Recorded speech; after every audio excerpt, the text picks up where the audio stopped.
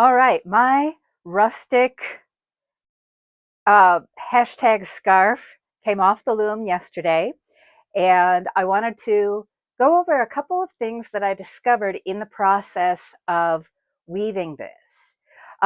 First, I want to point out that I'm trying something very new that I hope is going to work, but who knows? That's half the fun.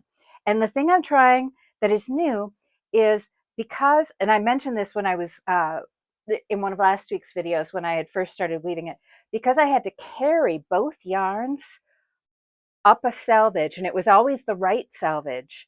Uh, I was getting two colors on one side, all the way up, almost all the way up the scarf. I didn't actually carry the two yarns in the first block of solid cream. So I was going to have one side of the scarf have color on it, and the other side not. So I opted, in my wisdom, to do a single crochet edge with my multicolored yarn up both edges. And then when I reached the end of the weaving, I had left a long enough tail that I was able to just fit the color yarn into my twisted fringe. The second thing I want to mention is that when I took everything off the loom and um, tied my warp ends into 8-strand bundles with on each edge a single thread of the multicolor, things did not work out evenly in the sense of the bundles.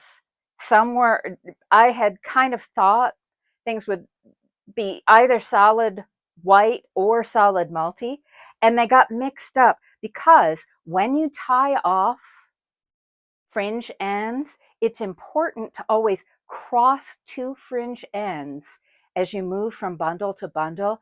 This prevents problems later on, or so I've been led to believe. Uh, and at first I was like, oh, I don't know. I don't know if I'm going to like this. Maybe I should just leave the fringe untwisted. But when I started twisting the fringe, I realized that I had actually been given the opportunity to do something really fun design wise, which was to decide how the colors were going to play out and whether, for instance, on this bundle, which is 4 threads of solid and 4 threads of multi, whether I wanted to just randomly grab colors or mix them so they would be even, or do multi in one set of twists and solid in the other. And you can see from this one where I had the exact same issue that I opted for one twist of each color, and I really like that. What this is doing ultimately by twisting the way I'm twisting is adding even more random variables into the fringe than I had anticipated. And I feel that that goes along with the character of the whole scarf. So I'm going to move my fringe twisting gear out of the way so we can take a look at what really happens in this fabric and the extent to which it works. Now remember, I have not yet put this in through the wet finishing process, so I don't really know yet what's going to happen to my single crochet edge. I am hoping it's going to be okay, but we don't know. Uh,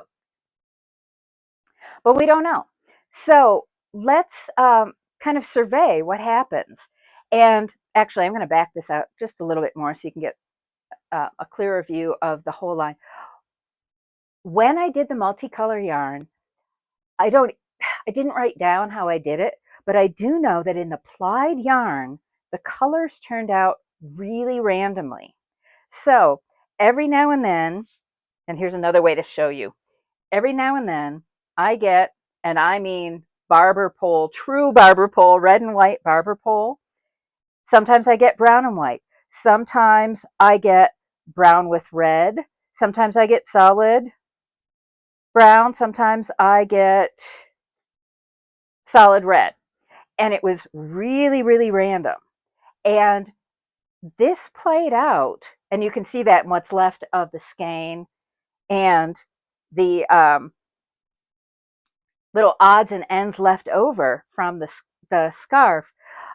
One of the things I noticed right off is that if I ran out of warp and had to start a new warp in the middle of a pick, it was really important to line up the colors. So there was one spot where I remember, and I don't know where it is at the moment, but it was somewhere on this scarf. I ran out of warp, and I ran out of weft, and the weft colors I'd been using were this brown and white. Well, when I wound my stick shuttle, what ended up being at the front, the top of the stick shuttle was red and white, and it was going to be a really, really, really obvious color change in the weft. So I just removed some of the yarn. You can see it right here. I just removed it until I got to a place where the transition would blend in. So that was one of the many things I learned about working with a multicolor weft that I hadn't really anticipated. Something else I had learned about working this whole project is in the warping process, it looks more planned than it is, in the sense of similar types of yarn, and maybe I'm just imagining it, but it felt like similar types of yarn showed up in the same place. And I think that's just a happy accident. I think this just had to do with how I spun my singles and how things lined up or didn't line up, and then how I plied the singles, and again, how things lined up or how they didn't line up. So when we take a look at this whole scarf, there is, to my, I actually really dig the way this came out, and I'm a little surprised by that because I often get a little about randomness and lack of planning and total spontaneity. But I'm really kind of digging this because you just never know what these colors are going to do. They kept surprising me over and over and over again, and I could not get a sense of the whole picture until I had the scarf off the loom and could just kind of see how things played out. The other thing I noticed is that because my little hashtags had multicolor yarns in them, they do not stand out nearly as much as they did on the solid green scarf that I made for my sister-in-law. So uh, again, you can't have two lead singers in the band. When color and texture are playing against each other, color is almost always going to win. There are, especially when they're very different colors, like a barber-poling brown and white against a barber-poling brown and red. So that's just the way it goes, and you just have to make decisions. The last thing I want to show you, I think that's the last thing I want to show you, is a technique you need to adapt to when you are fringe twisting a sticky yarn. So, and I had noticed this when I twisted the fringe on the green scarf as well.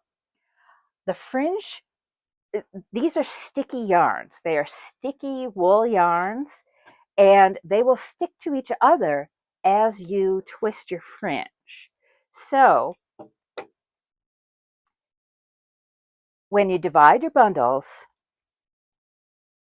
and put them on the clips, back out one more time, there we go, and put them on the clips, you have to keep separating them.